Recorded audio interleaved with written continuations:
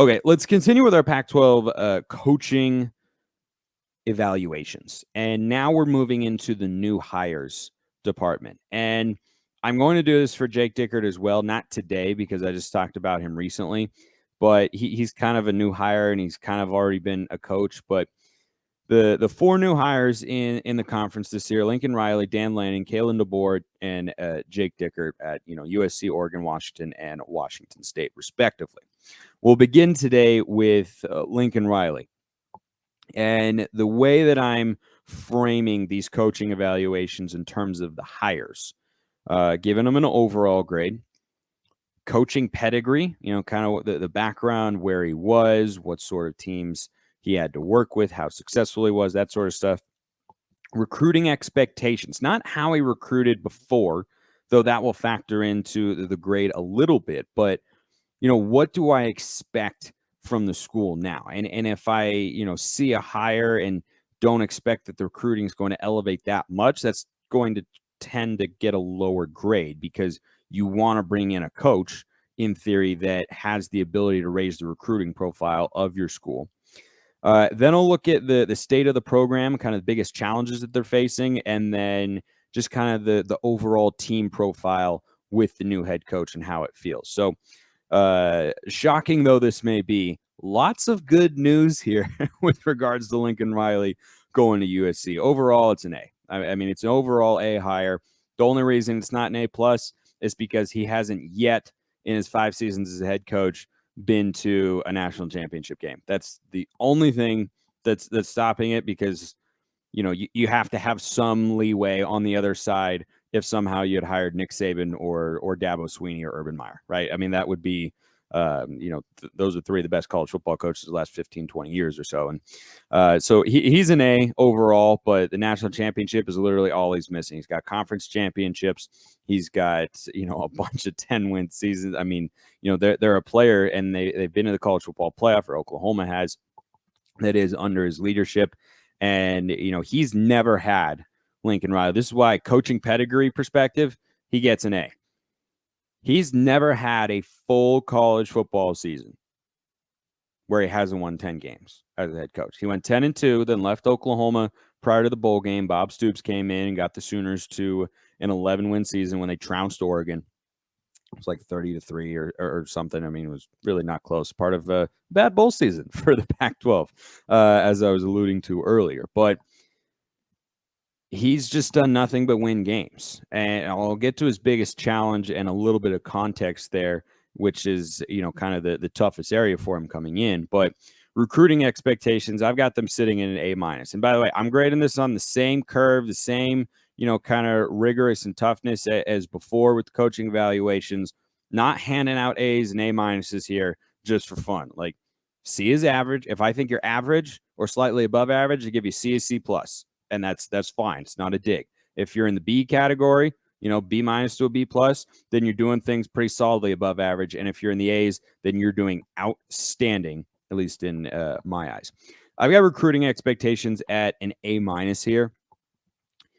And a question that, has been tossed around, I won't say a ton, but I mean, it's come into the minds of USC fans, I'm sure, and we've all thought about it one time or another, is, could USC have the top recruiting class in the country? I've seen some of you in the YouTube comments say, like, oh, they could, get the number 1 class in the country. I mean, they could certainly be number 1 in the Pac-12, going toe-to-toe with Oregon now going forward. And I think that that's something that is very, very attainable. But could they get to number 1 in the country?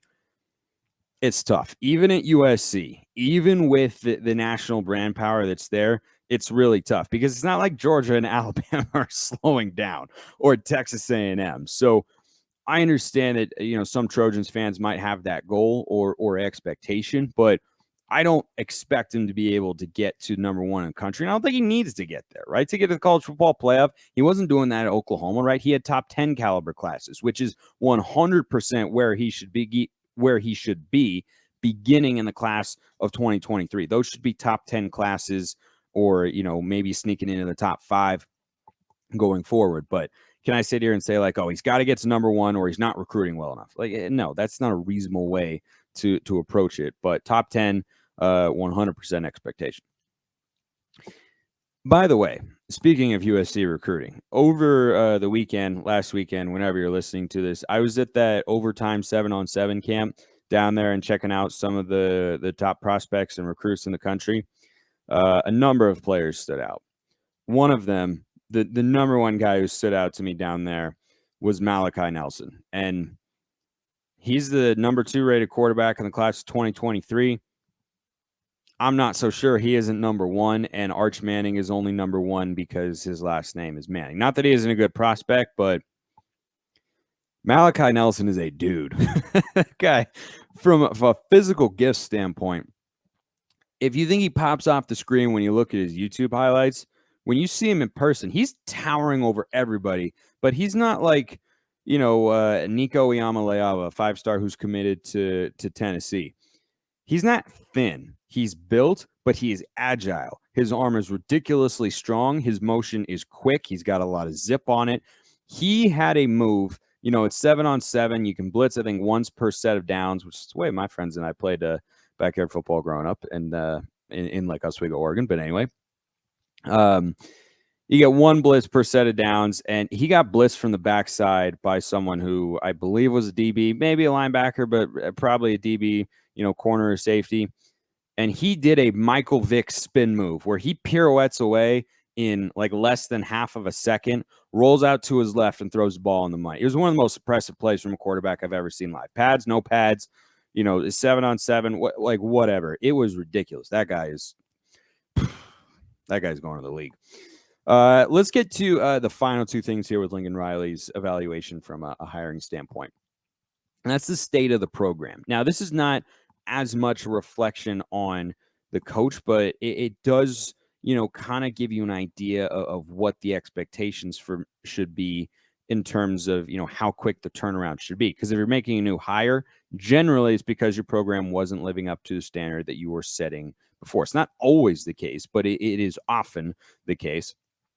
Far more often than not, unless you have a coach, leave your program after some success and go somewhere else. But I think right now, the state of the program and looking at the biggest challenge for USC puts this at a B-, meaning it's, not incredibly hard for Lincoln. Like right now, I'd say USC is about at a B-. I know for a lot of Trojan fans, after 4-8 in 2021, kind of feels like an F. I totally get that. The reality is it could still be a lot worse. But the reason that I think this is the toughest area for Lincoln Riley is twofold. Number one, he has to do something that he didn't have to do at Oklahoma, and that is rebuild a program. Now, the transfer portal is going to help him, and we've seen, the potential that they have there and the players that they have brought in.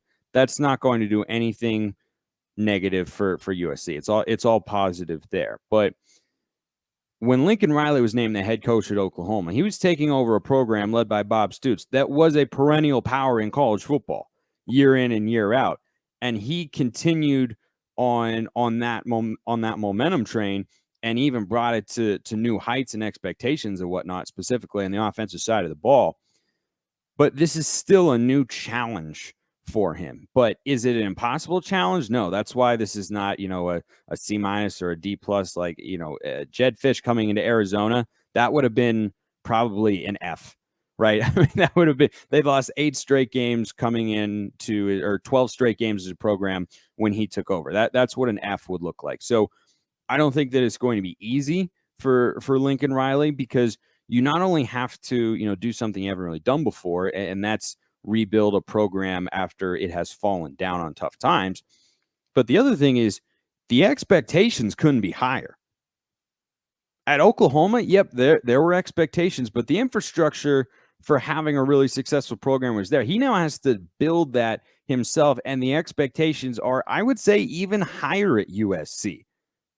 And any sort of stumble, any sort of, shortcoming, I think is going to be magnified, because USC gets a lot of national media attention and the fans are very passionate and they're very tied into the program.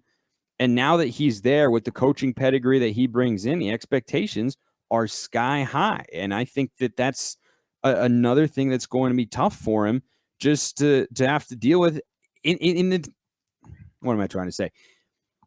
he's not going to win every game. And so one thing that he'll have to, deal with as a coach is, I think, when you lose at USC, and the expectations and the hype that's being built around the program are even greater than what he had when he was at Oklahoma. You lose at Oklahoma, yeah, it's a big deal.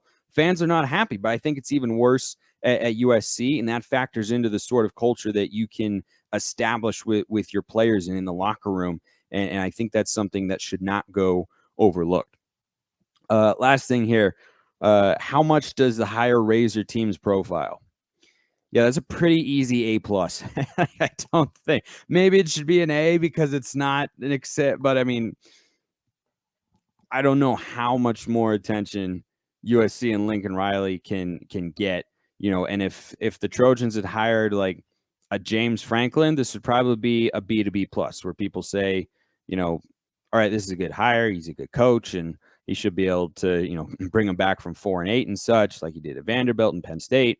But it's different when it's Lincoln Riley, and the profile of the school, I think, has been re-elevated. Now he's got to show it on the field, right? They have to have the results to match it. But so far, at this point in his tenure, and when he was hired as well, it was the story in college football, and you really can't raise your team's profile a whole heck of a lot higher than that, even at a place like USC. I appreciate everyone listening. I will see you next time, and have a wonderful rest of your day.